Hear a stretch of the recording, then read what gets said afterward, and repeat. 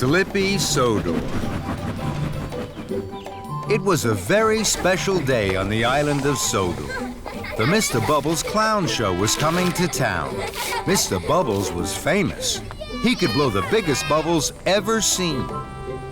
All the engines were happy and excited, except for Thomas. He had a cracked funnel and had to puff to the steamworks for repairs. At the steamworks, everything was huffing and puffing and steaming and wheeshing, everything except Thomas. He waited sadly on the turntable for Victor to arrive. Thomas didn't like it when he needed repairs. It meant waiting inside and not having fun out on his branch line. Don't look so miserable, Thomas. We'll find you a nice spare funnel and have you out and about in no time. Kevin, let's see what we have for our good friend Thomas. Yes, boss! Coming right up! Sorry, boss. It was a slip of the hook. Oh, Kevin. Well, that won't do at all, my friend. This funnel is much too small. Kevin, let's try something a little larger. Yes, boss. Right away, boss. Suffering Sodor, Kevin. What are you doing? Sorry, boss. It was a slip of the hook. Yes, we know, Kevin. We know. Try this one for size, Thomas. No. This one is too large. We only have one more spare funnel, boss. I'll be back in 2 toots of a whistle. Let's hope it's a good fit, my friend, or you'll be here for quite a while. Here it is, Thomas. Oops.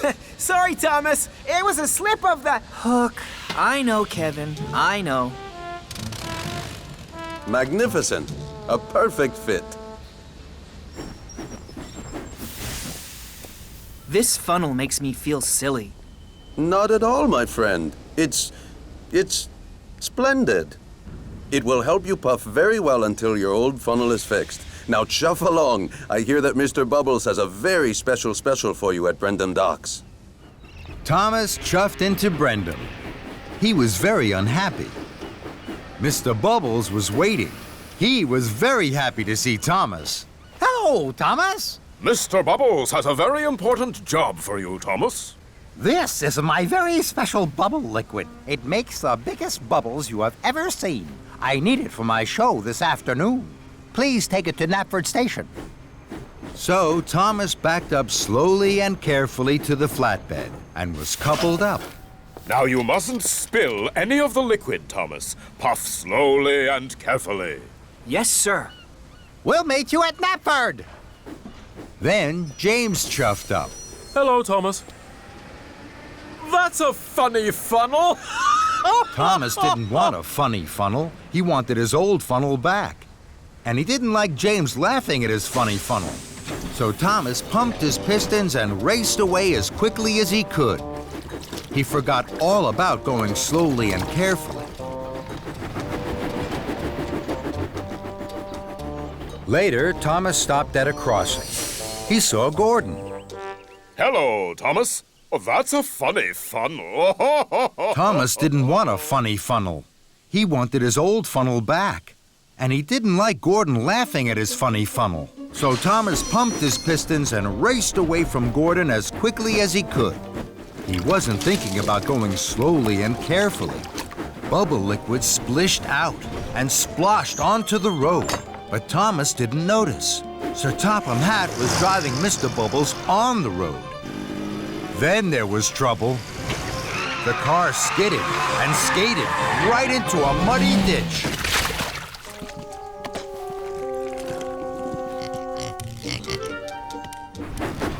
Thomas raced on. He stopped at a signal and saw Henry in a siding. Hello, Thomas. Oh, that's a funny funnel. Thomas didn't want a funny funnel. He wanted his old funnel back. And he didn't like Henry laughing at his funny funnel. So Thomas pumped his pistons and raced away from Henry as quickly as he could. He still wasn't thinking about going slowly and carefully. Sir Topham Hatt and Mr. Bubbles drove toward a bridge. Slow down, Thomas. You're spilling my bubble liquid. but Thomas didn't hear them. More bubble liquid splished out and splashed onto the road. Sir Topham Hatt's car skidded and skated right into a haystack. But Thomas didn't notice. He went even faster. And so did Sir Topham Hatt and Mr. Bubbles.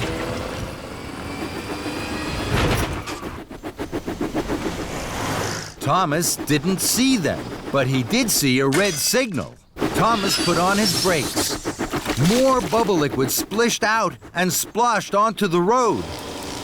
Sir Topham Hatt's car skidded and skated right into a pond.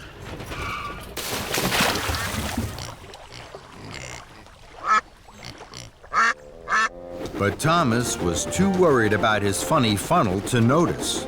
He raced on towards Knapford. At last, Thomas puffed into Knapford, just as Sir Topham Hatt and Mr. Bubbles arrived. Sir Topham Hatt was very cross. Thomas, you were going much too fast. The special bubble liquid splished and splashed out of the tank. And now the tank is empty. And it's almost time for my show to start. The children will be very disappointed. Thomas felt terrible. I'm sorry, sir. The only special bubble liquid left is at Brendam Docks. Now, there isn't time to pick it up before the show. Yes, there is. I'm sure I can puff to Brendam and back in time for your show. Very well, Thomas. But this time, you must be careful. Yes, sir. Thank you, sir. And Thomas chuffed quickly away. Soon, Thomas arrived back at Brendam Docks. A new tank of bubble liquid was loaded onto his flatbed, and Thomas puffed carefully away. Thomas saw Edward at a crossing. Hello, Thomas. That's a funny funnel. Thomas didn't like Edward laughing at his funny funnel. But this time, Thomas didn't pump his pistons and race away from Edward as quickly as he could.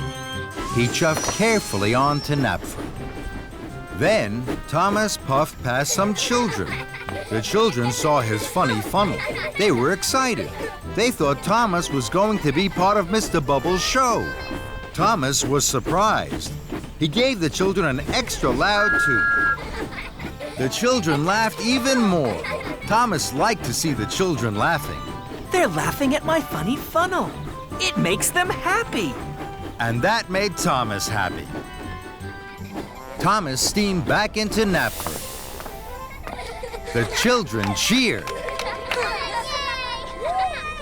Well done, Thomas. You haven't spilled one drop of my special bubble liquid. And you're just in time for my show. Later, the children clapped and cheered at the Mr. Bubbles Clown Show. They had never seen such big bubbles. Then the children spotted that Thomas's funny funnel looked just like Mr. Bubbles' hat. Thank you, Thomas. The funniest engine on Sodor. Soon, everyone was laughing, and Thomas most of all. Buzzy bees. It was a fine summer morning on the island of Sodor. The sun was shining, the birds sang. The flowers bloomed, and Thomas clickety-clacked along the track to Brendam Docks. Thomas's good friend Hero was unloading at Brendam Docks. Good morning, Hero. Sir Topham Hatt tells me I have a special today for Farmer Trotter. Good morning, my friend. Yes, you do. Look. Thomas gasped. Flatten my funnel. They look like small white wooden houses. Who lives in them? Bees, my good friend. Lots and lots of bees. Their houses are called hives. Inside the hives, the bees are very busy making honey. This made Thomas excited. Sir Topham Hatt always has honey on his crumpets. I'll puff as fast as I can to deliver the beehives to Farmer Trotter. Suddenly, Hero was stern. Thomas, chuff slowly and smoothly. Take the track through the woods. Then the bees will rest. You have to look after bees very carefully. Don't worry, Hero. I will. They'll be happy with me. Hero smiled. Very well. I have to deliver these crates. Then I must pick up some flowers from Farmer McCall. I will visit the bees when I've finished. Hero steamed slowly away. Thomas was coupled up to the beehives. Off we go, bees. Thomas puffed proudly to a junction. Ahead, he saw the track through the woods. The other track ran past a field full of flowers and bright sunshine. The field with flowers is much prettier than the woods. I'm sure the bees would like that better. So, Thomas didn't take the track through the wood as Hero had told him to. Thomas huffed happily along. Buzzy bees are busy bees, and busy bees make honey. Buzzy bees are happy bees when it's warm and sunny. Suddenly, there was a buzzing and a bizzing. Thomas applied his brakes. Bust my buffers, what's that? Thomas looked over to the field. His bees were everywhere. They buzzed busily, flying from flower to flower. Thomas was surprised. Oh, no. Come back, bees! Come back to your hives! The bees weren't listening to Thomas. They were too busy buzzing in the field. Thomas tried again. Please come back, bees. We'll be late for Farmer Trotter. But still, the bees weren't listening to Thomas. Fizzling fireboxes. I can't take the beehives to Farmer Trotter empty. Then, an idea flew into Thomas's funnel. The bees like flowers. I will chuff my hardest to Farmer McCall's and pick up the flatbed of flowers. Then, the bees will buzz around my flowers and back to their hives. So, Thomas was uncoupled from his flatbed. Then he steamed swiftly away.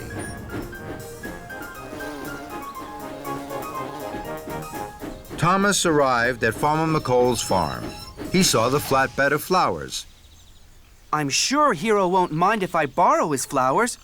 I'll bring them back as soon as the bees are in their hives again. And Thomas huffed happily back to the field. The bees were still buzzing busily from flower to flower in the field. Then they saw Thomas's flowery flatbed. The buzzy bees left the field and buzzed all around Thomas. They flew into his funnel. They buzzed his boiler and whizzed his wheels. Trembling tracks! This flatbed of flowers wasn't a good idea. Go away, bees, please! Buzz into your hives and make honey. But the bees weren't listening to Thomas. They were too busy buzzing. I must race like the wind. Then maybe the bees will be blown off my buffers and fly back to their hives. So Thomas pumped his pistons and raced away. But the bees didn't mind the wind on their wings. They flew round Thomas like a buzzing cloud. Thomas chuffed and puffed to a siding. Very well, bees. If you won't leave me, I will leave you. Thomas was uncoupled from his flatbed of flowers, and he clickety-clacked away down the track. Now the buzzy bees won't bother me. They're too busy making honey for Sir Topham Hatt's tea. Thomas chuffed to a junction. Hero was there. Thomas was surprised to see his friend. Hello, Hero. You look puzzled. I am, Thomas. Farmer McCall's flowers have disappeared, and you have still not delivered the bees to Farmer Trotter. He's waiting and worried. Thomas looked at his wise friend Hero. He hadn't looked after the bees. He hadn't looked after their hives, and he hadn't taken the woodland track. But he had taken Hero's flowers. Hero, I have been very silly. I have been everything you told me not to be. But now, I will do everything you told me to do. Please wait for me here. I will bring you back your flowers. Thomas's wheels started to whir, and his boiler started to bubble. Thomas had a lot to do. Thomas puffed back to the flatbed of flowers. The bees were still buzzing, but Thomas didn't mind. Follow me, bees. I'll take you back to your hives. And Thomas wheeshed away to the flatbed of beehives. Farmer Trotter is waiting for you, bees. You will like living on his farm.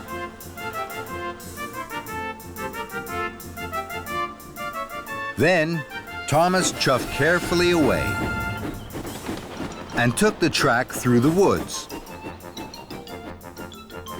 The woods were deep and dark. The bees felt cold.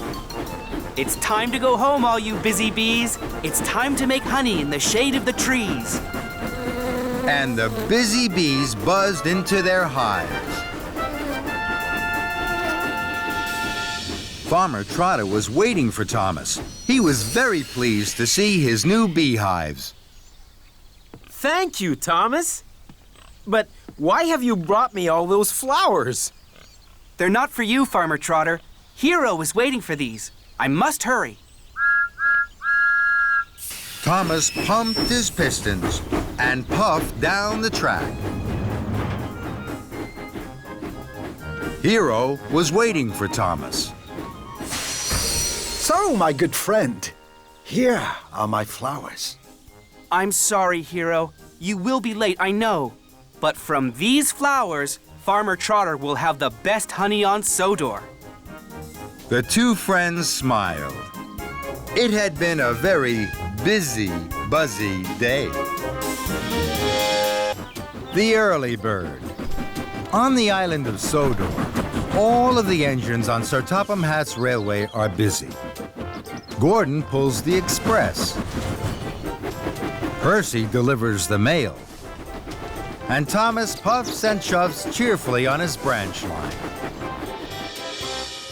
One morning, Thomas's fireman fanned his firebox ready for work.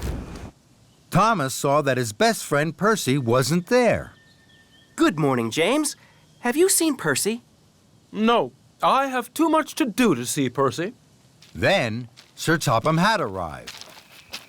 Thomas, Percy has popped a piston. He has to go to the steamworks to be fixed. Percy won't be able to deliver the mail tomorrow morning. You must do it for him.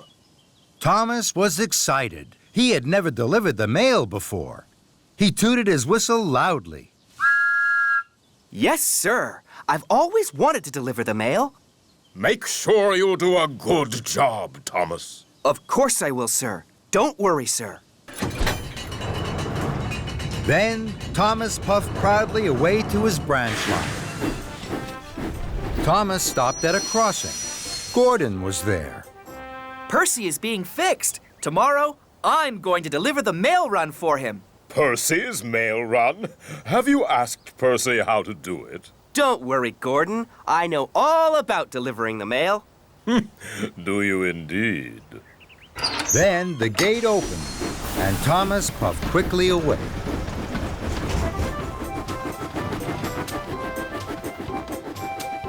Thomas worked hard all day.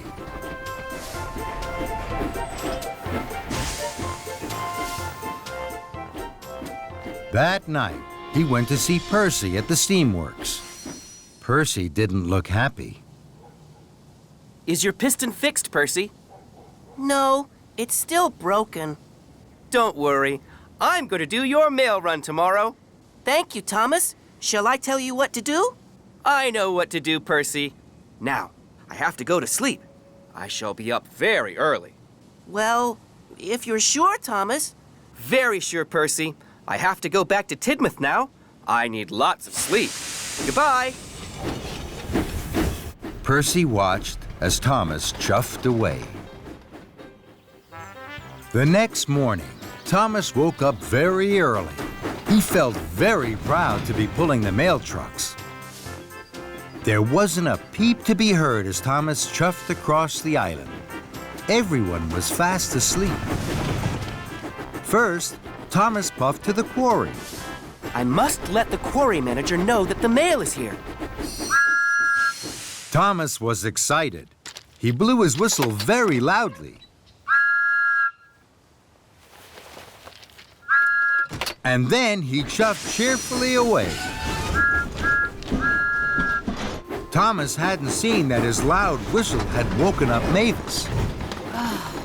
Who's making that noise? Next, Thomas chuffed to the docks. I must let the dock manager know that the mail is here. Thomas was excited. He blew his whistle even louder. And then he chuffed cheerfully away. What Thomas hadn't seen was that his good morning whistle had woken Cranky up. Who woke me up? This is fun.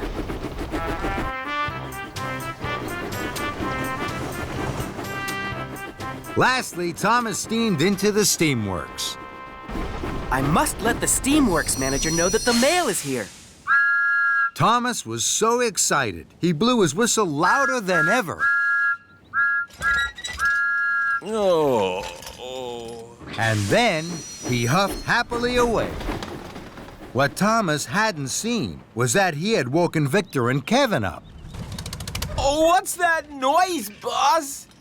Who knows, Kevin? Who knows? Some early bird. Thomas worked hard all morning. Everywhere Thomas went, he blew his whistle loudly.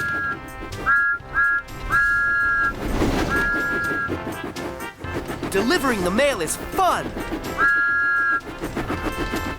Soon, Thomas had delivered all the mail. It was time for him to puff back to Tidmouth Sheds for a rest. As Thomas passed through the quarry, he saw Mavis. Her freight cars were being loaded with slate.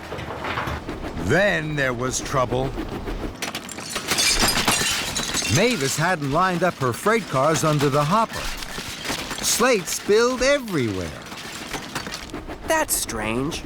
Mavis never makes mistakes. What Thomas didn't see was that Mavis was fast asleep under the hopper.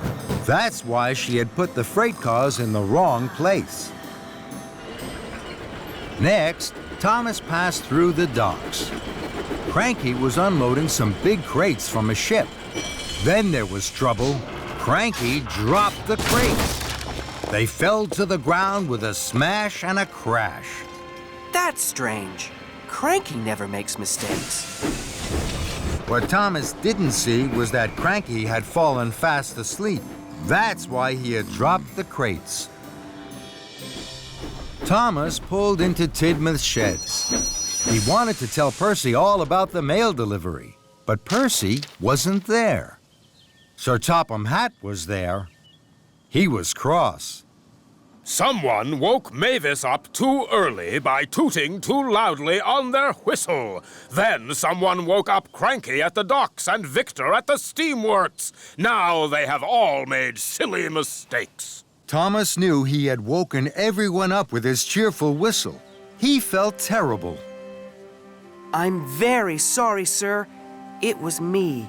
Then, Thomas, as Percy is still not fixed, you must do a better job tomorrow. I will, sir. I promise, sir.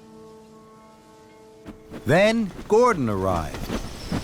He had heard all about Thomas's trouble with the mail run. You were right, Gordon. Delivering the mail is a hard job. I should have asked Percy what to do. And this time, I will. That evening, Thomas visited Percy at the steamworks. He asked him all about delivering the mail, and Percy told him all about being quiet. The next morning, Thomas set off early, pulling the mail cars. He stopped at the quarry. This time, he didn't blow his whistle. He puffed very quietly so that he didn't wake Mavis.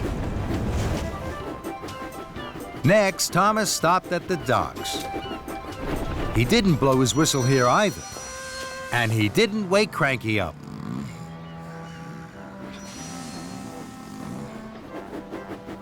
Lastly, Thomas puffed into the steamworks. He dropped off the mail, and he didn't blow his whistle once. Victor stayed fast asleep. But Percy had woken up early to see his best friend Thomas. Well done, Thomas. You did everything right. Thank you, Percy.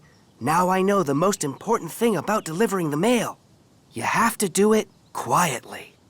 Percy was so happy for his friend that he wanted to toot out loud. Then he looked at Thomas. Thomas had fallen fast asleep. Sleep well, Thomas. And Thomas snored the sleep of an engine who had done a very good job. Creaky Cranky. It was the spring holiday on Sodor. There was to be a party for the children at the Duke and Duchess's new summer house.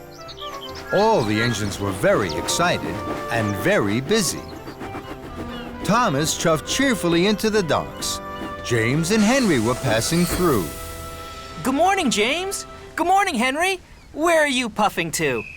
I'm taking these straw bales to the summer house for the children to climb on.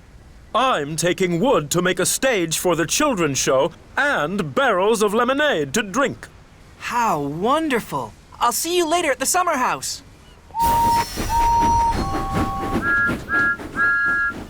Good morning, Cranky. What's good about it? It's the Duke and Duchess's party day. Party smarty. I don't go to parties. I'm stuck here loading and unloading all day. I haven't had a moment to rest my hook. That load is for me. It's eggs for the children to paint. Hurry up, Cranky. You're creaky, Cranky. What's the matter? Are the eggs too heavy a load for you? Cranky didn't like Thomas's joke. He didn't like being called creaky. No, they're not too heavy for me. They're light as fluff. You're not strong enough to pull anything heavier than fluff, Tiny Thomas. That's why Henry and James have the heavy loads. Now Thomas didn't like Cranky's joke. Fizzling fireboxes, I'm as strong as any other engine. You're not as strong as me. I can lift much heavier loads than you could ever pull. Thomas really didn't like that. We'll see, Cranky. I have lots of time to deliver the eggs. First, I have to prove Cranky wrong. James has a heavy load. I'll go and find James. So Thomas steamed sternly out of the docks. Thomas found James at the junction by the washdown. Hello, James. I don't have a lot of jobs today. Shall I deliver your heavy load of wooden barrels for you? You can stay here at the washdown. Then you'll be perfectly polished for the party. James thought this was a very good idea. Thank you, Thomas. So James was uncoupled from the heavy flatbed of wood, and Thomas was coupled up. The flatbed was heavy. Huffing and puffing, Thomas set off for the docks. Thomas chuffed back into the docks. You again. What are you doing with that wood? This flatbed is very heavy. I'm sure you can't lift it. Cranky looked at the flatbed of wood and barrels. I'm sure I can. Cranky's hook swung low over the wood. Thomas watched and waited. With a creak and a crank, and a crank and a creak, Cranky raised the flatbed into the air. Thomas's boiler buzzed. Told you so. You're still creaky, Cranky. And you're still Tiny Thomas. That made Thomas very cross. I will prove Cranky wrong, and still have time to deliver the eggs. I'm sure Henry had an even heavier load. I'll go and find Henry. So Thomas steamed stormily away. Thomas found Henry waiting by the coal hopper for his special coal. Hello, Henry. I don't have a lot of jobs today. Shall I deliver your heavy load of straw bales for you? Then you can wait here for your special coal. Henry thought this was a very good idea. Thank you, Thomas. So, Henry was uncoupled from the heavy flatbed of straw bales, and Thomas was coupled up. The flatbed was very heavy. Huffing and puffing, Thomas set off once more for the docks. Soon, Thomas puffed back into the docks. You again. Now, what are you doing with those straw bales? This flatbed is very, very heavy. I'm sure you can't lift this. Cranky looked at the flatbed of straw bales. I'm sure I can. Cranky's hook swung low over the straw. Thomas watched and waited. With a creak and a crank, and a crank and a creak, Cranky raised the flatbed of straw into the air. Thomas's funnel fizzed. Told you so. You're still Creaky Cranky. And you're still Tiny Thomas. That made Thomas even crosser. More than ever, Thomas wanted to prove Creaky Cranky wrong. He had to find the heaviest thing he could. Then, an idea flew into his funnel. Lift me, Cranky. Cranky looked at Thomas. He couldn't let Thomas win. Cranky's hook swung low over Thomas. Thomas hardly dared puff. With a creak and a crank, and a crank and a creak, and very, very slowly, Cranky raised Thomas high into the air. Bubbling boilers! Creaky Cranky is lifting me! Then there was trouble. Cranky creaked louder than ever. His crane arm stuttered and juddered. It creaked and it croaked. Then it cracked. Oh, no. Cranky's crane arm had broken, and it was all Thomas's fault. Thomas was stuck high in the sky and blowing in the breeze. Then Sir Topham had arrived. Thomas, what are you doing up there? I'm sorry, sir. I was... You are causing confusion and delay. The Duke and Duchess have no wood, straw bales, or eggs. Now I see you have them all here. Cranky is broken, and you, Thomas, think it's a good time to try being a bird. The Duke and Duchess are waiting. Thomas felt very silly. Then Sir Topham Hatt looked at Cranky. And you're as silly as Thomas. Cranky crumpled. The shame to be as silly as a Steamy. Soon, a workman had climbed up Cranky. Slowly and carefully, Thomas was lowered and landed with a jolt and a judder, just as Spencer arrived. Dear, oh dear, Thomas, what a mess. Little engines can get into very big trouble. Thomas felt even sillier in front of Spencer, but he knew now that being strong was only good if you were also really useful. And he had to be really useful. Spencer, I need your help. You're very strong and can pull much heavier loads than me. Will you take the wood, the straw bales, and the eggs to the summer house for me, please? It's my fault that Cranky is broken. I must put everything right as quickly as I can. Very well. Thank you. I'm sorry, Cranky. I know you're strong, stronger than me. I'll be back soon with the right parts to fix you. Then Thomas pumped his pistons and puffed out of the docks. Thomas wheeshed like the wind all the way to the steamworks. Hello, Victor. Cranky creaked, and now he's cracked. He needs new parts.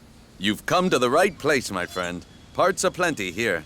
We'll have Cranky up and lifting in no time. Soon, Thomas's flatbed was loaded with new parts for Cranky.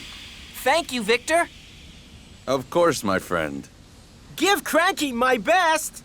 And Thomas puffed happily away. Thomas puffed into the docks with his heavy flatbed. Cranky was still looking crumpled. Here you are, Cranky. We'll have you fixed in no time. Thank you, Thomas. That's a heavy flatbed. You know, you're not tiny. And you're not creaky.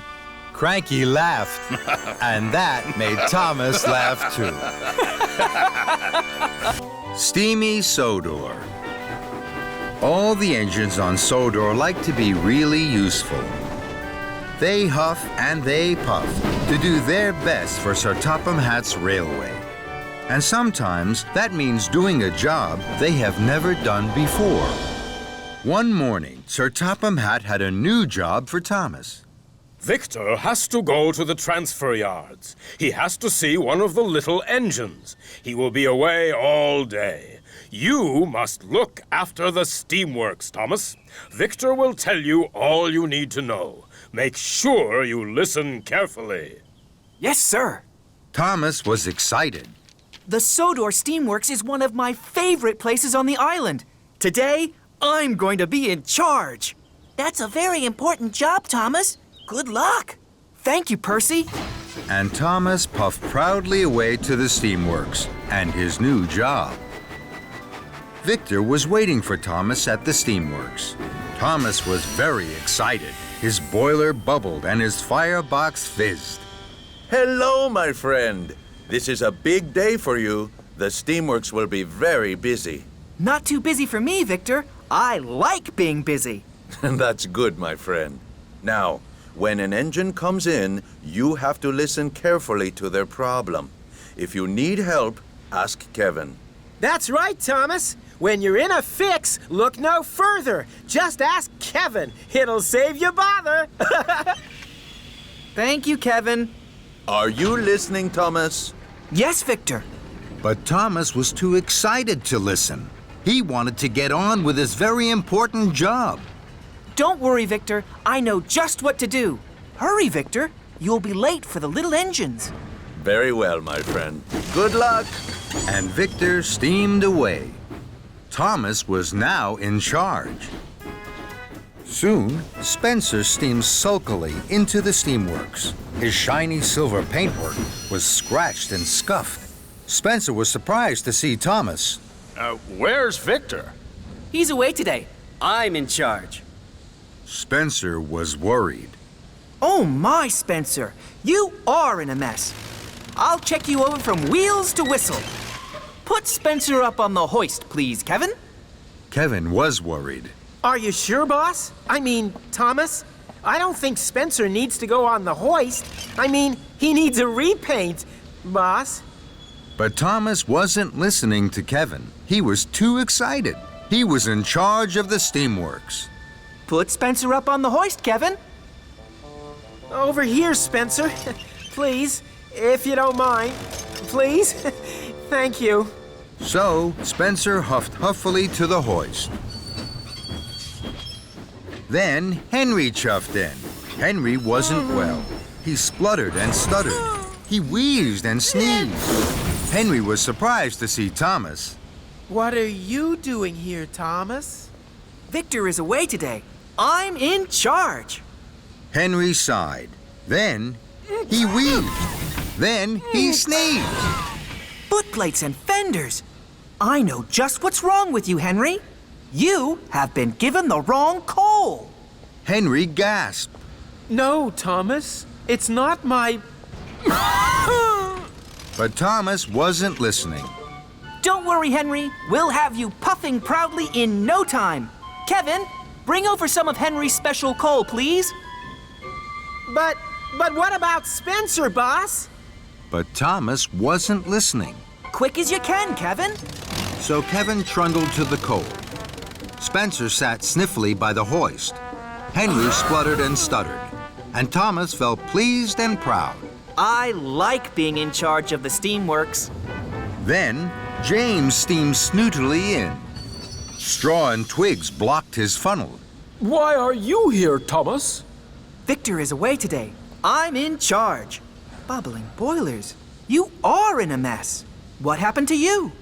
I can't puff properly. I know just what you need. Kevin!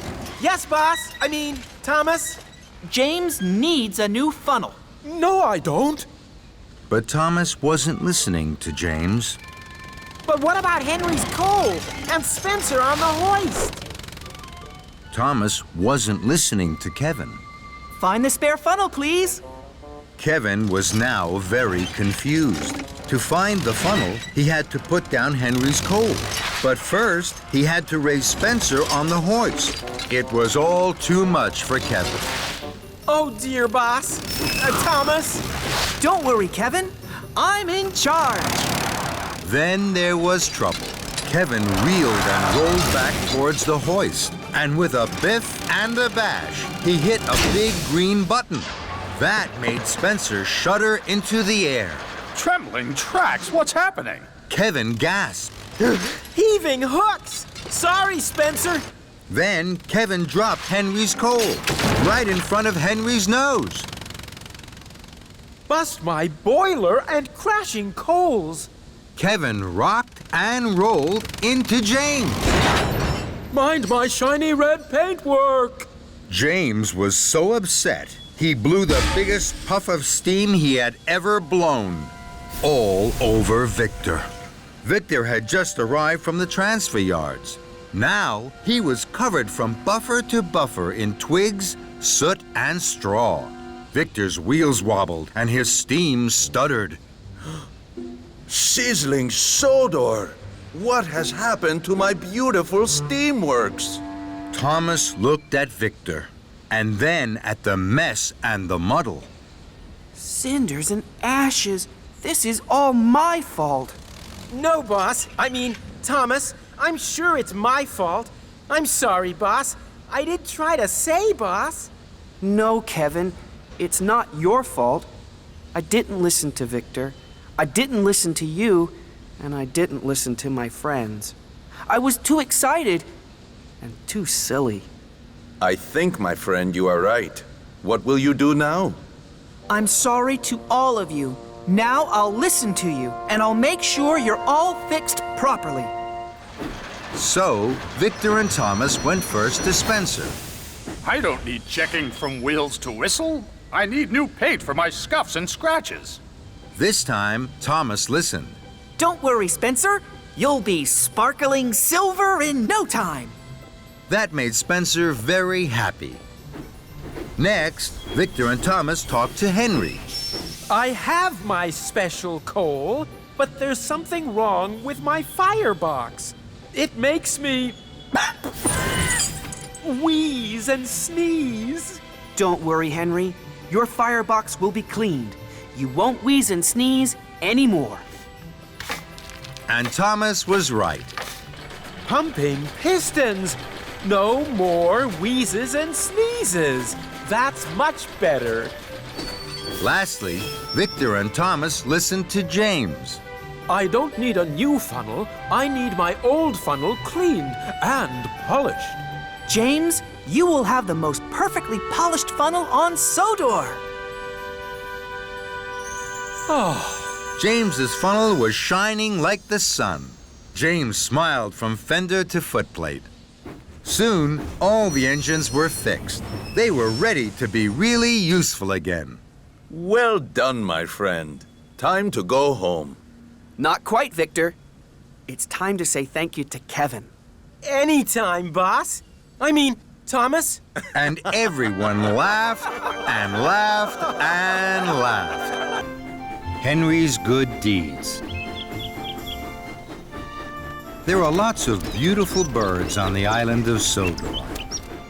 The engines know their names and their songs. One day, the engines were especially excited. A new bird had been seen on the island. Sir Topham had arrived at Tidmouth Sheds. He had important news. The Sodor Warbler has arrived back on the island. Very few people have ever seen this bird, so a lot of visitors will be coming to our island. You will all be very busy taking them to spot the bird. Remember your passenger cars at all times, and remember not to frighten the warbler. Henry was worried for the warbler. Do you think the Sodor Warbler will be scared of engines? No, Henry, not if you're really useful, and I need you to be really useful. Yes, sir. You must deliver a nesting pole to Bluff's Cove. Percy was puzzled. What's a nesting pole? It's a tall pole with a shelf on top. Birds build their nests on it. Percy liked this idea. Do you understand, Henry? Yes, sir. I will deliver the pole straight away. We hope the Sodor Warbler will make its home here once more. That's a very exciting special, Henry. Henry was happy. He puffed away proudly. Later, Henry clickety-clacked along the track. Ahead, he could see Thomas with Annie and Clarabelle. Thomas had stopped. That's strange. Henry shoved slowly up to Thomas. Is anything wrong, Thomas? No, Henry. I'm letting Farmer McCall cross with his sheep. Henry could see the sheep tripping and tapping across the tracks. Thomas, you helped me. That's a good deed. Well done. You're welcome, Farmer McCall. Thomas chuffed away cheerfully. Henry puffed and puzzled. I would like to help someone. They will call it a good deed, and they will say, "Well done, Henry." This made Henry feel very happy. I'm sure I can deliver the nesting pole and do good deeds. So Henry huffed happily on.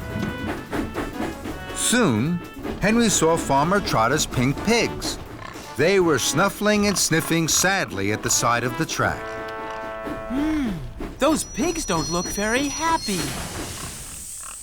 Then, Henry saw that the pigs were looking at the muddy field on the other side of the tracks.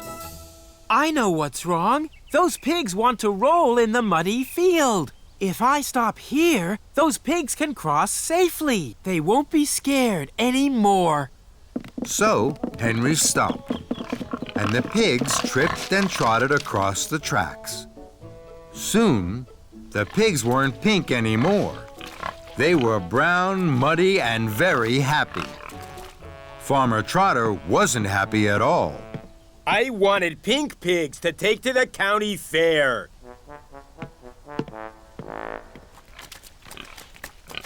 Henry was sorry. Oh dear, Farmer Trotter is cross. I didn't help at all. Suddenly, an idea flew into Henry's funnel. I'll reverse back down the track. Then the pigs will have more room to cross. Henry pumped his pistons. His wheels whirred. He puffed steam and he chuffed backwards. This should help, Farmer Trotter. But it didn't help. The pigs were scared by Henry's steam and the whir of his wheels. They scattered and clattered into the apple crates. The apples rolled everywhere. This made the pigs very happy. They munched and scrunched the rosy red apples. But now they wouldn't move from the tracks. That made Farmer Trotter even more cross. Bust my buffers. My idea wasn't a good deed at all. Just then, Thomas puffed up on the down line. Annie and Clarabelle were full of visitors to see the Sodor Warbler. Cinders and ashes. How am I going to puff through? The Sodor Warbler has been spotted in the Fenland fields. I'm in a hurry. I'm sorry, Thomas. I was trying to help Farmer Trotter. I'm sure I can help you. I'll take your visitors to the Fenland fields. We'll be there in good time. Thomas thought this was a good idea. Thank you, Henry. The visitors were surprised. They stepped and scurried through the pigs to Henry's passenger car. Henry felt pleased. I'm sure this is a good deed, and I'm sure I still have time to deliver the nesting pole. Henry puffed and huffed his hardest all the way to the Fenland fields. Here we are. Watch out for the warbler. The visitors were very excited. They opened the carriage doors carefully. They didn't want to scare the Sodor Warbler away. Henry felt very happy. At last, I've been helpful. I've done a good deed. Henry tooted a loud goodbye. Then there was trouble. A colorful bird flapped and flew from a tree high into the sky and away. It was the Sodor Warbler. The visitors moaned and groaned.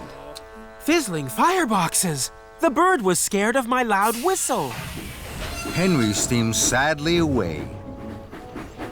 I wanted to help the pigs. I wanted to help Farmer Trotter. I wanted to help the visitors. But I haven't helped anybody. I've done no good deeds. And I haven't delivered the nesting pole. Henry felt terrible. Henry huffed towards Bluff's Cove. He had to deliver the nesting pole. I don't think anyone is ever going to say, "Well done, Henry," to me. Henry waited at a junction. His wheels wobbled with worry. Now I'm sure I'll be late with the nesting pole. Sir Topham Hatt will be cross with me. Oh dear, oh dear. Suddenly, a colorful bird flew from a tree. Henry was too sad to smile at the bird. The bird landed on Henry's buffer. At least I can give that bird a rest and a ride. So, Henry and the beautiful bird chuffed on towards Bluff's Cove. Henry puffed to the halt. A lot of visitors were waiting. They were hoping to see the Sodor warbler. I hope they'll be pleased that I have delivered the nesting pole. But the visitors weren't just pleased. They were amazed. They smiled and pointed and took out their cameras. Henry was surprised. Oh, the visitors seem very pleased to see me. I can't think why. After all, no one has said, "Well done, Henry." Well done, Henry. You have brought the Sodor warbler to us. Hooray for Henry! Henry blinked and blushed. The bird I carried on my buffer was the Sodor warbler. Then Thomas arrived with more visitors. Well done, Henry. Henry was so proud, his firebox fizzed and his boiler bubbled. And this time, I wasn't even trying to do a good deed. Soon the nesting pole was up. The Sodor warbler looked snug and sleepy in its nest at the top. I think our friend likes its new home. Welcome home, Mr. Warbler. And well done, Henry. The Lion of Sodor. It was a beautiful day on the island of Sodor. The sky was blue and the sun was shining brightly. Thomas was chuffing cheerfully to Brendam Docks. He felt very happy.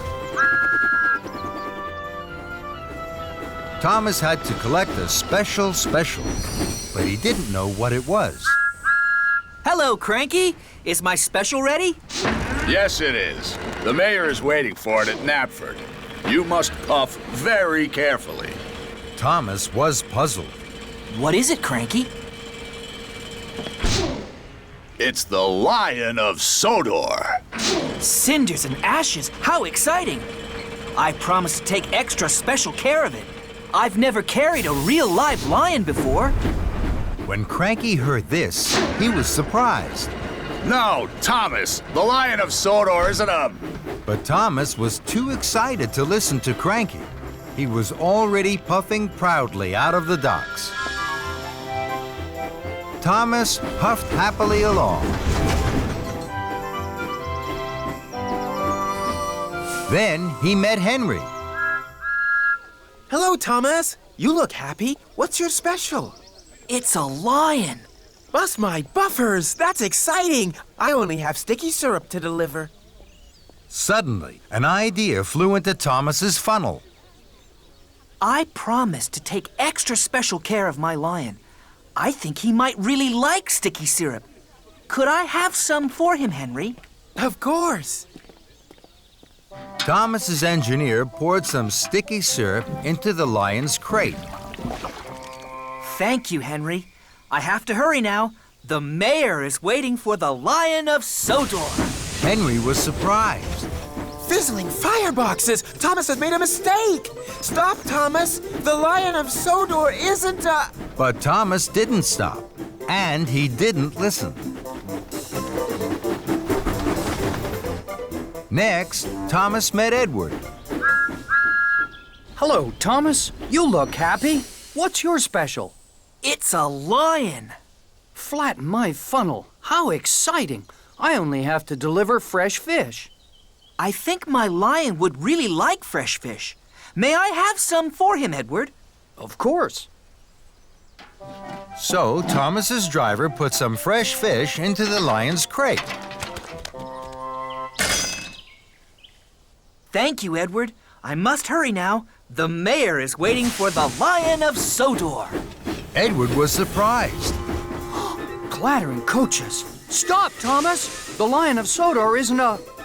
But Thomas didn't stop, and he didn't listen.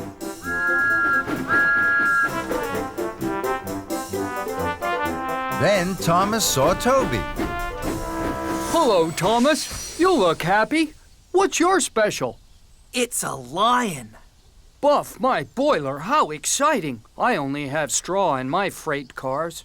I'm sure my lion would really like some soft straw to lie on. May I have some for him, Toby? Of course. So Thomas's driver put some soft straw into the lion's crate. Thank you, Toby. I really have to hurry. The mayor will be waiting for the Lion of Sodor. Toby was surprised. Uh-oh, trembling trucks. Stop, Thomas! The Lion of Sodor isn't a...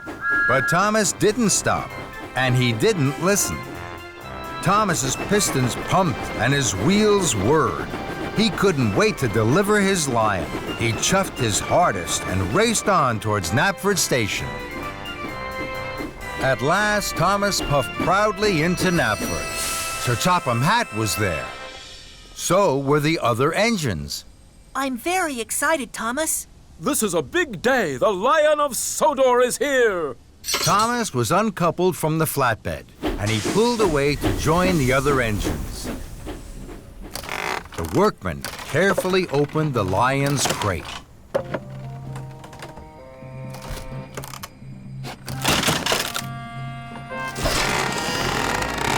Then the engines gasped.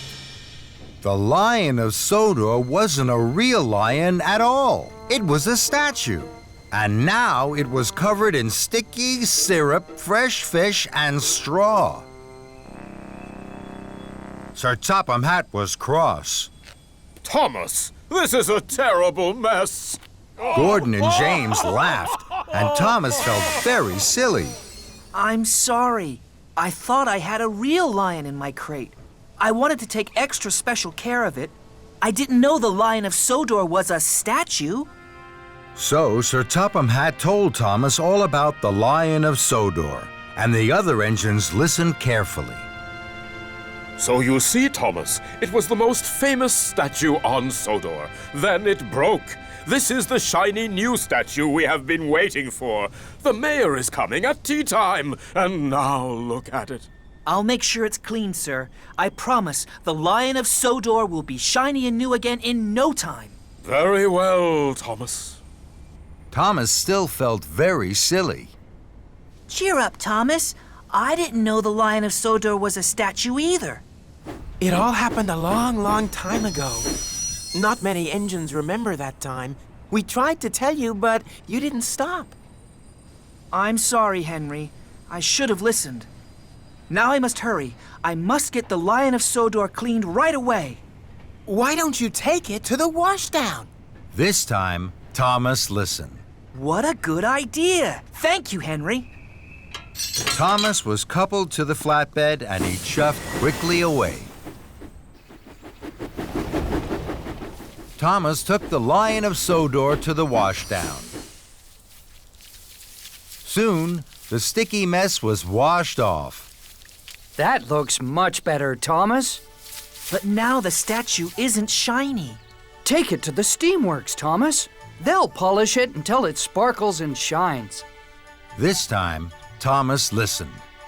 Thank you, Edward. That's a very good idea. Victor will know just what to do. And Thomas puffed quickly away.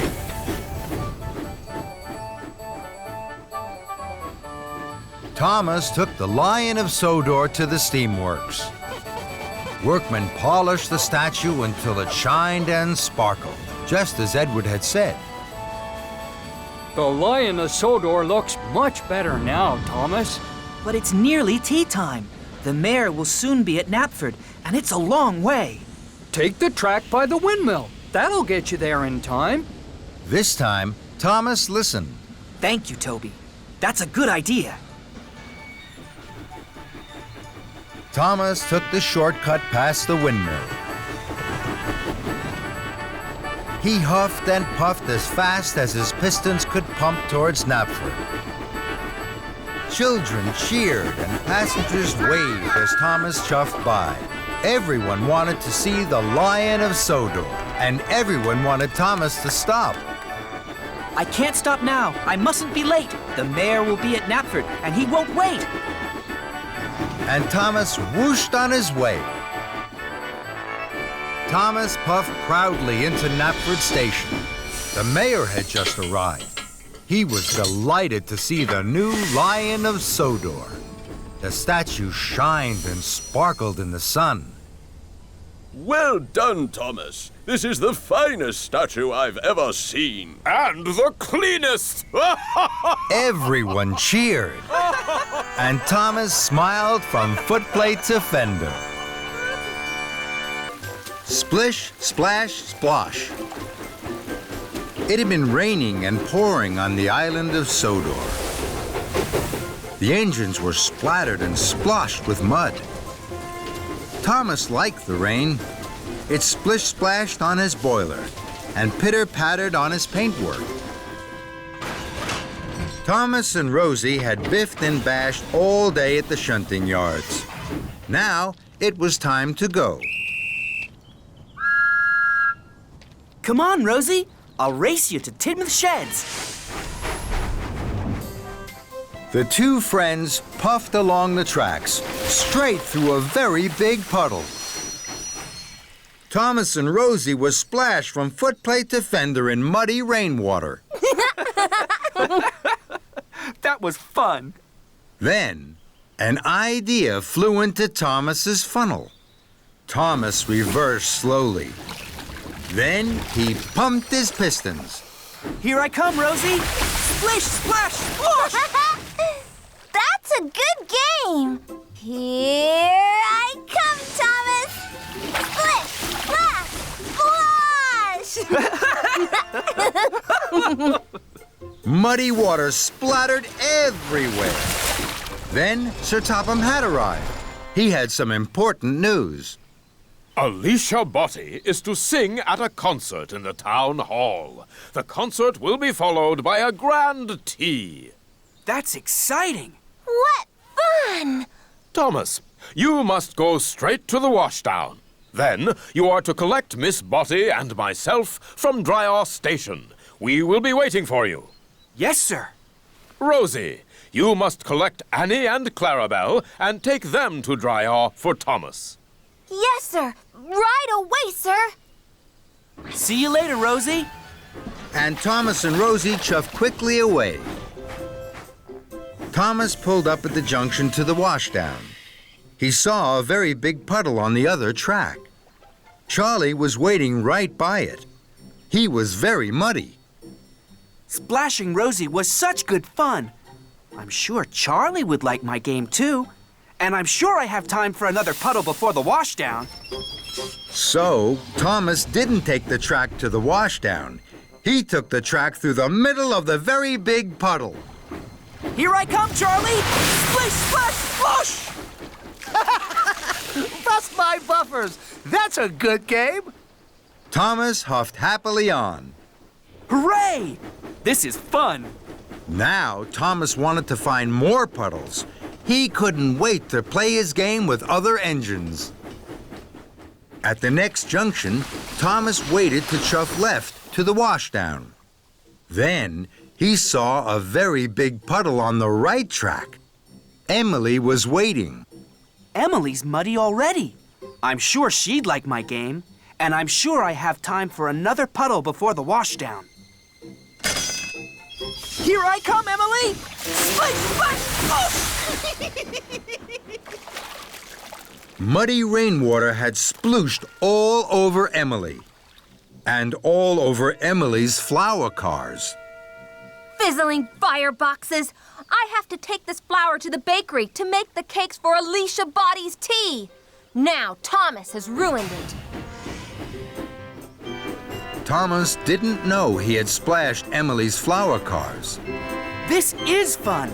Splish, splash, splosh. I'll soon need a wash. And Thomas chuffed on, chuckling. At the next junction, Thomas waited to chuff to the washdown.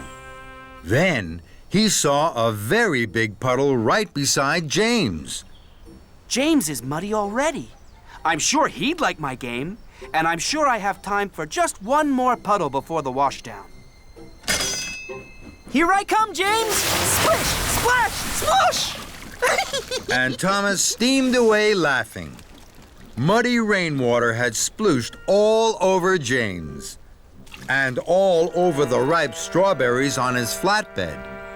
Blistering boilers! These strawberries were for Alicia Bottie's cakes! Now they're ruined. Thomas didn't know he had splashed James's strawberries. This is fun! Splish, splash, splosh! I'll soon need a wash! And Thomas puffed on happily. Thomas chuffed up to the next junction. Now it was getting late. I know there'll be a very big puddle along the track by the river. I'm sure I have time for one last puddle before the washdown.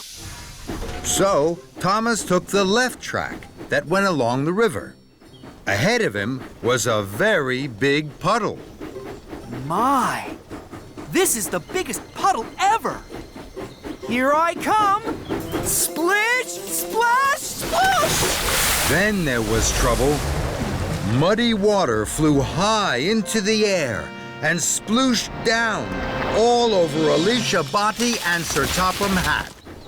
Thomas! Thomas screeched to a stop and reversed slowly. He saw that he had splish, splash, sploshed Alicia Bottie and Sir Topham Hatt. Cinders and ashes!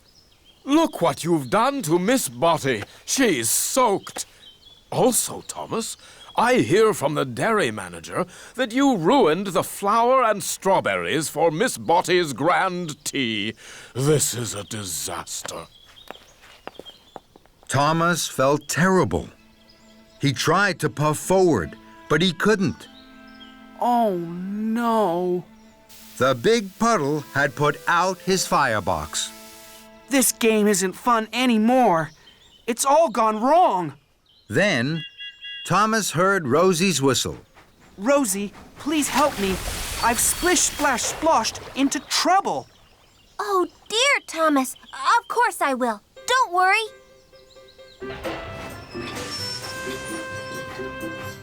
Rosie heaved and huffed Thomas onto dry tracks. With my dry coal, Thomas, your boiler will soon be bubbling. Thank you, Rosie. Now, I can't go to collect Sir Topham Hatt and Alicia Bottie. Would you take my special for me? Of course I will. I'll go right away. Later, Thomas was once more steaming happily. He pulled up at a junction. There was a very big puddle on the right track. Look at that big puddle. It's perfect for splish, splash, sploshing. No, I'm not going to splish, splash, splosh anymore. I must make sure that Alicia Bottie's grand tea is on time. And Thomas puffed along the left track to the bakery and away from the big puddle.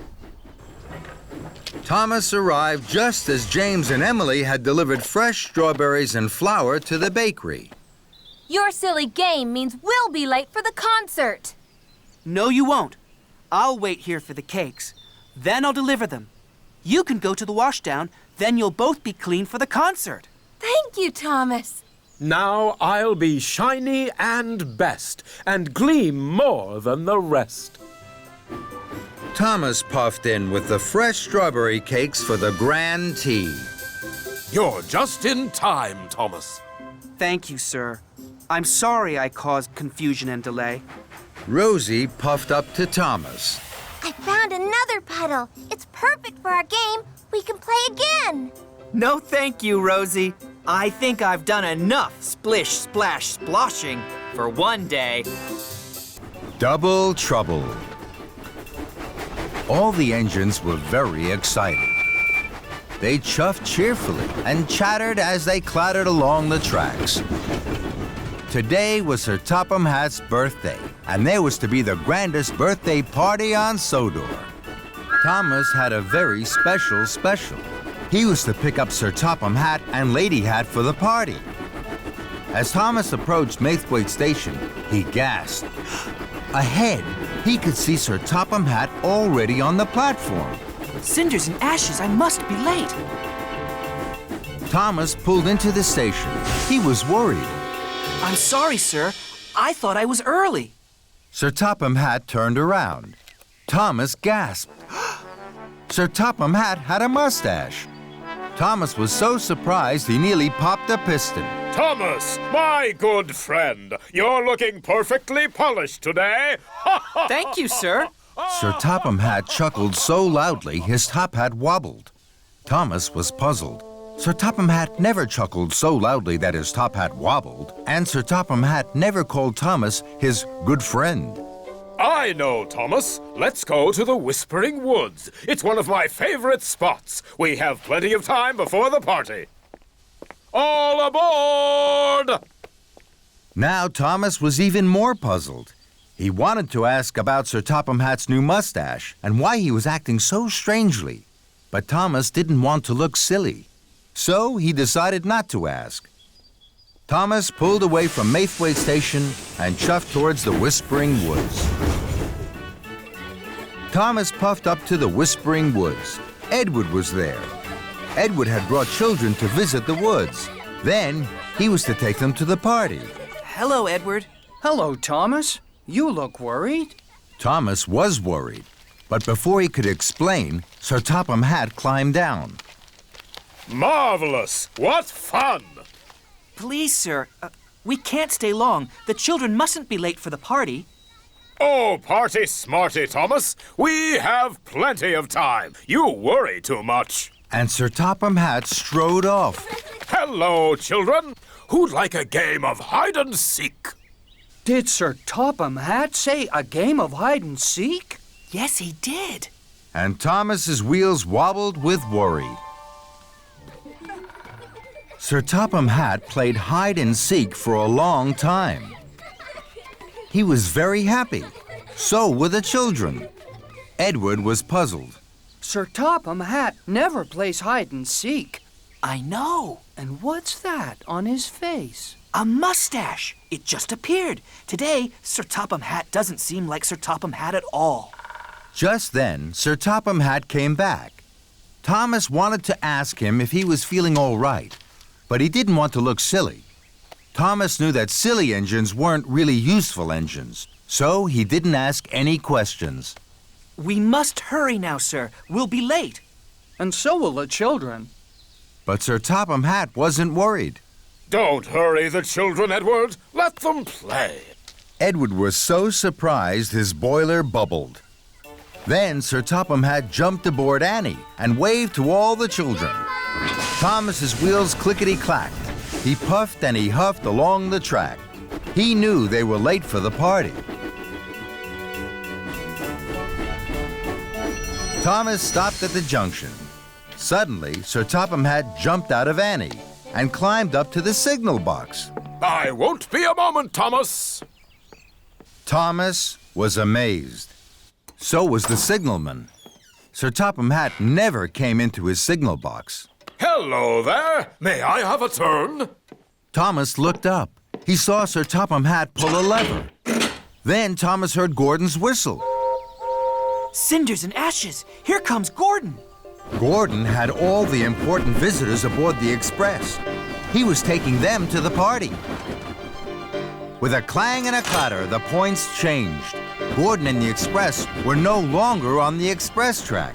They were now on a branch line heading away from the party. Thomas heard Sir Topham Hatt whoop for joy. Hooray! Fizzling fireboxes. I must ask Sir Topham Hatt why he's being so strange. But when Sir Topham Hatt came down from the signal box, Thomas didn't say anything. He still didn't want to look silly. What fun! All aboard, Thomas!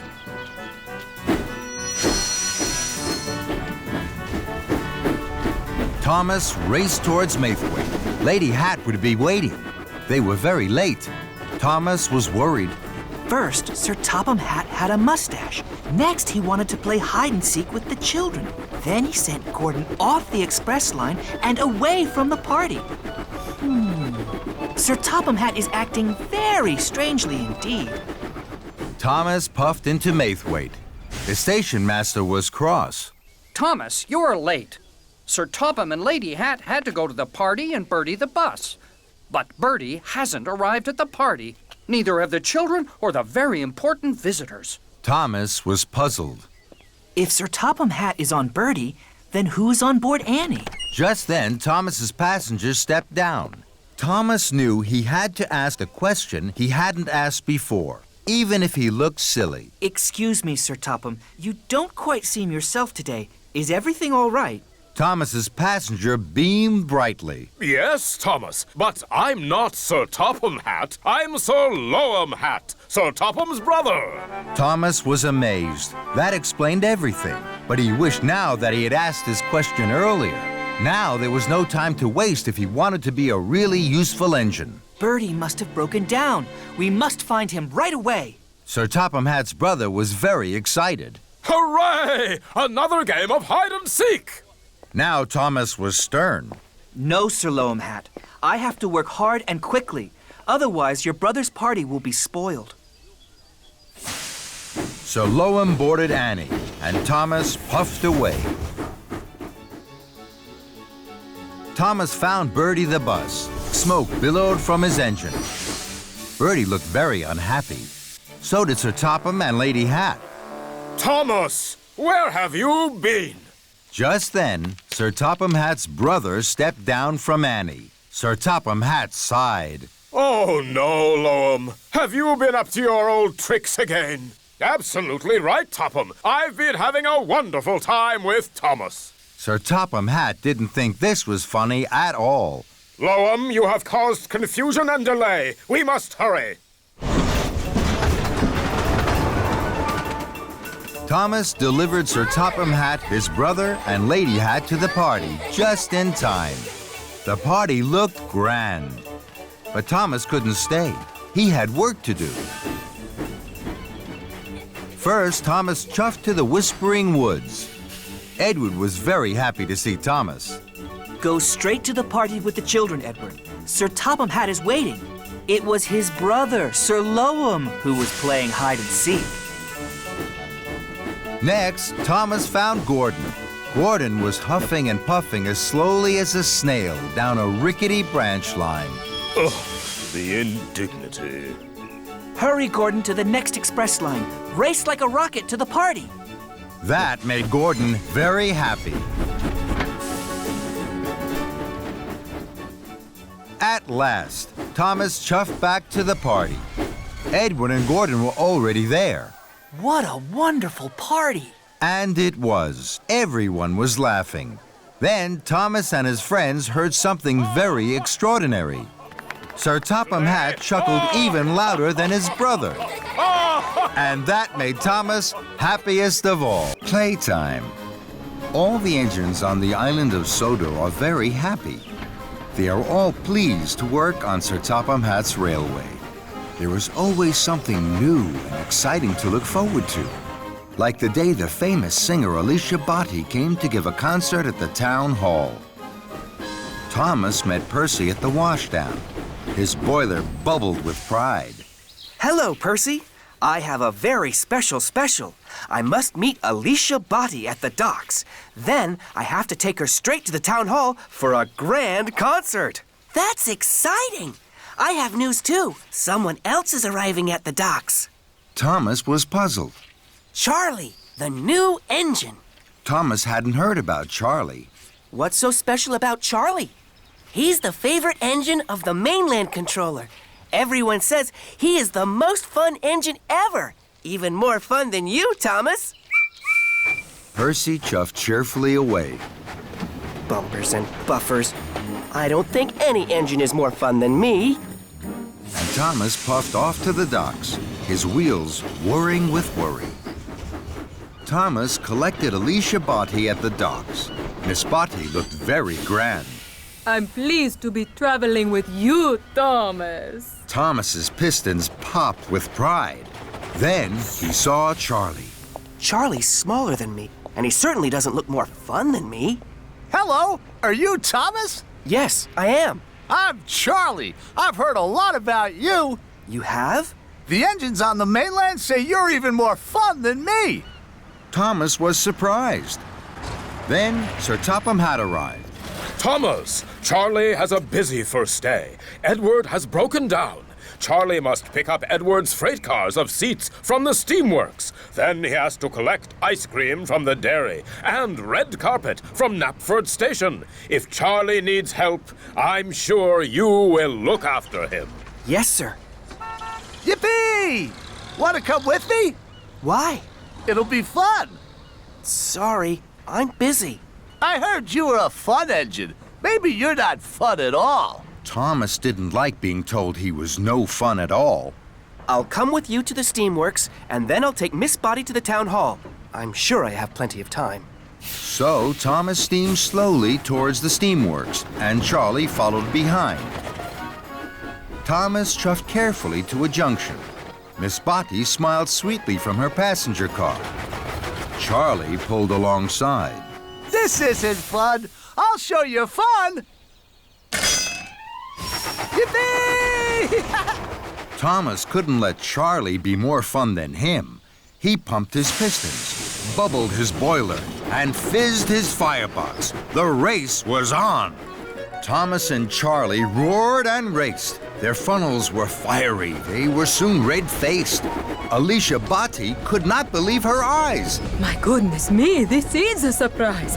I thought Thomas was steady and slow. What thrills and what fun on the way to my show!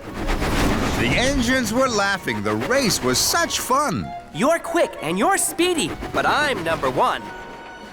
With a whoosh and a wheesh, the two engines pulled into the steamworks. Steady, boys. Who is your friend, Thomas? Charlie. He's new. I'm fun. And I'm Alicia Botti. Miss Botti, it is an honor to have you visit our steamworks. Kevin. Sorry, boss. And while Charlie was coupled up to Edward's flatbed, Miss Botti sang to the steamworks.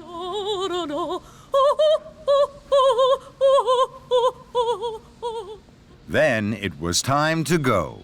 You are fun, Thomas. Let's go to the dairy. Thomas knew he should take Miss Botti straight to the town hall, but he didn't want Charlie to think he wasn't fun.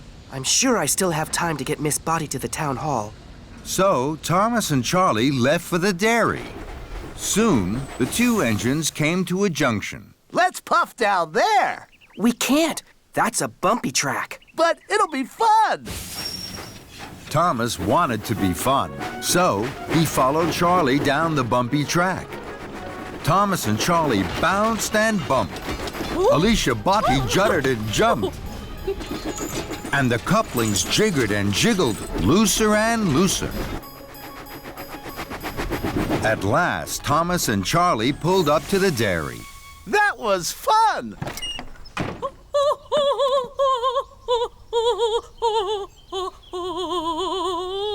And this is even more fun. We must go, Miss Botti. You mustn't be late for the concert. Bye-bye!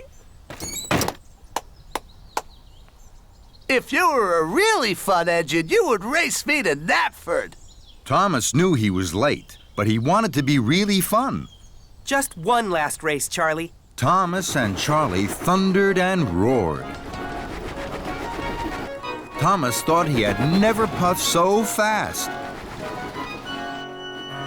I'm first! Let's race again! Then Gordon whooshed past. He was huffing grandly. He was taking Sir Topham Hatt to the town hall. Thomas gasped. I'm late. I must whoosh like the wind to the town hall. Thomas pumped his pistons, and he chuffed away quickly in a cloud of steam.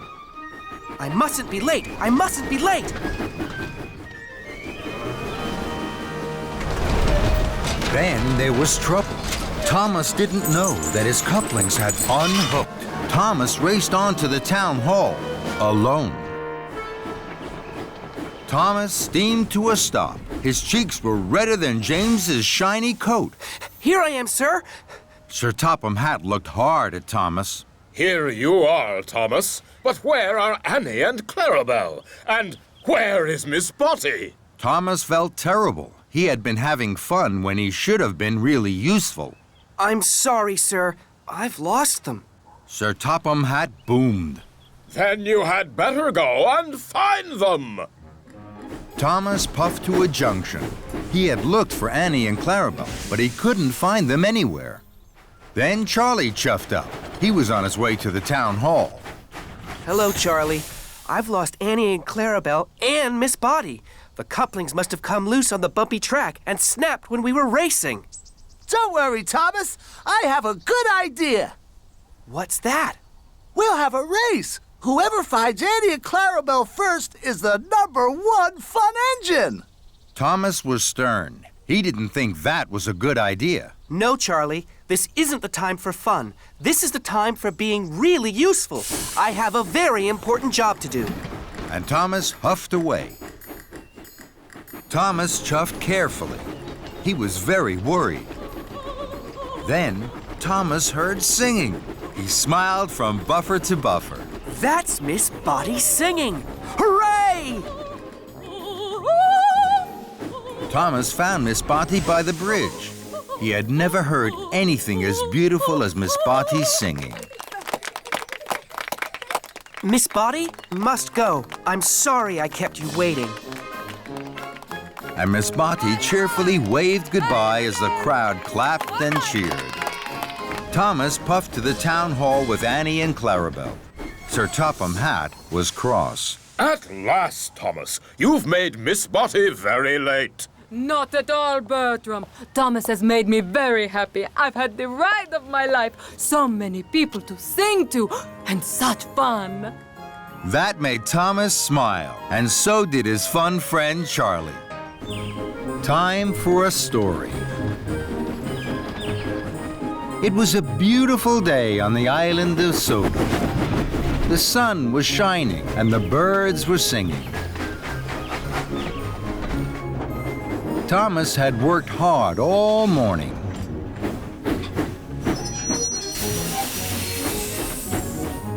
He tooted happily to the children as he chuffed back to Tidmouth Sheds. Sir Topham Hatt was waiting. He had an important special. This afternoon, there is to be a special story time for the children at the library. I need an engine to collect the new storybooks from Maithwaite Station and take them to the library. Thomas wished his hardest that he would be given the special. Listening to stories with the children was his favorite thing to do. Thomas, you will deliver the special. Make sure the books are at the library on time. Thomas was excited. Yes, sir. And Thomas chuffed cheerfully away. Thomas puffed fast along the tracks. I mustn't be late for story time. I'll chuff and I'll puff to be there on time.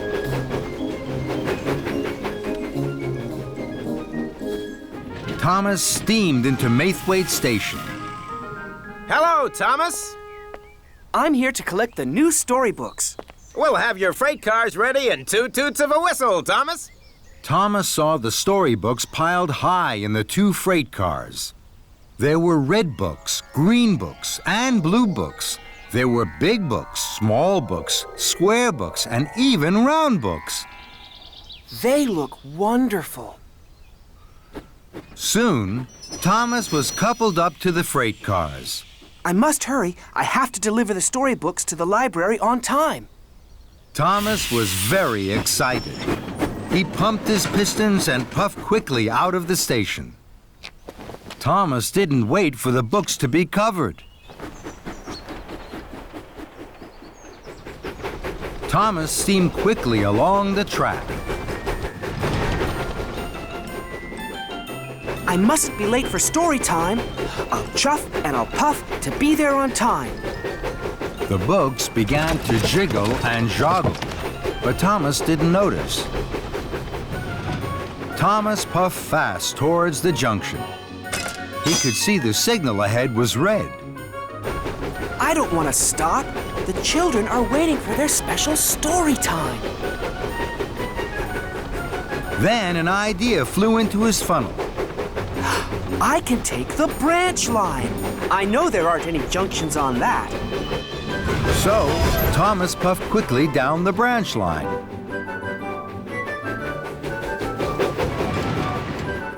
Thomas felt very pleased. He chuffed faster and faster, and the books jiggled and joggled more and more. But Thomas didn't notice. I mustn't be late for story time. I'll chuff and I'll puff to be there on time. Thomas raced round a bend. Ahead, there was a sign for works on the track. Oh, bother!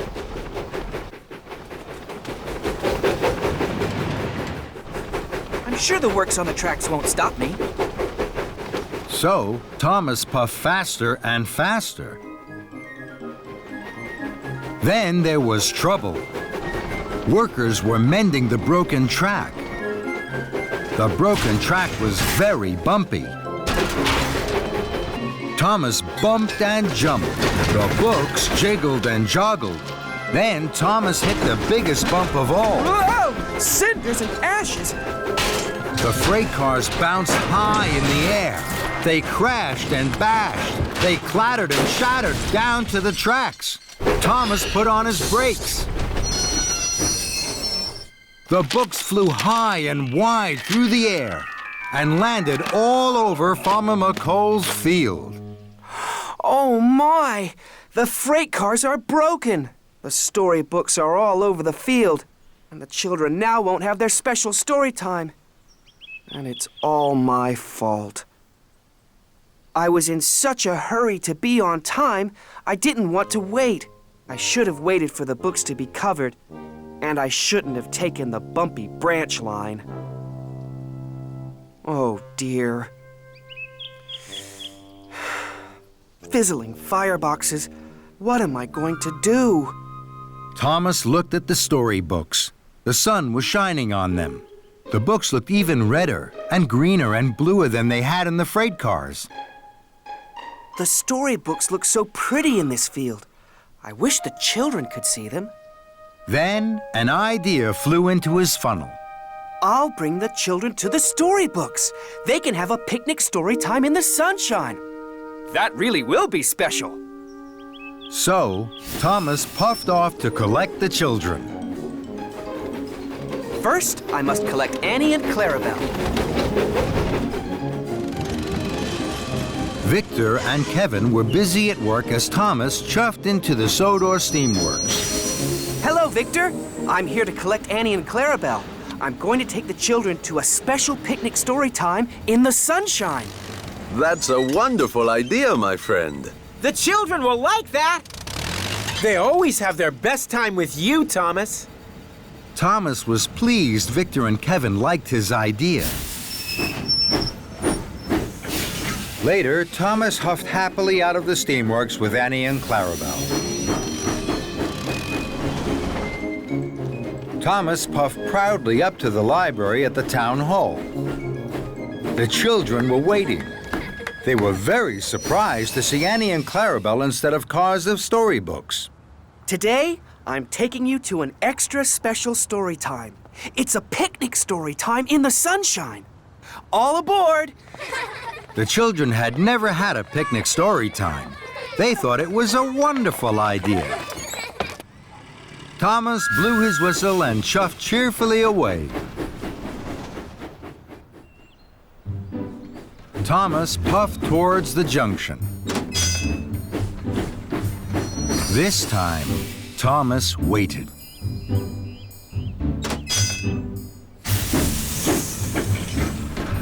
Then he took the branch line back to Farmer McColl's field.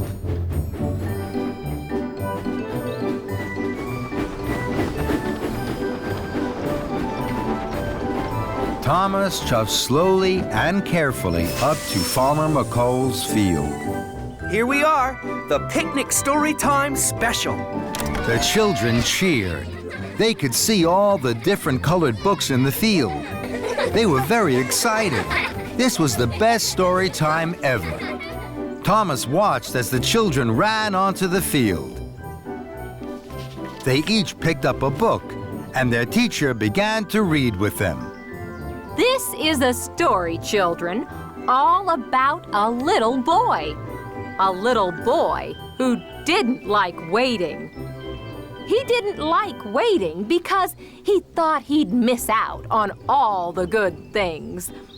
But then he found out that good things are worth waiting for. As the story began, Thomas looked at all the happy children. He smiled his biggest smile. The children's picnic story time really is worth waiting for.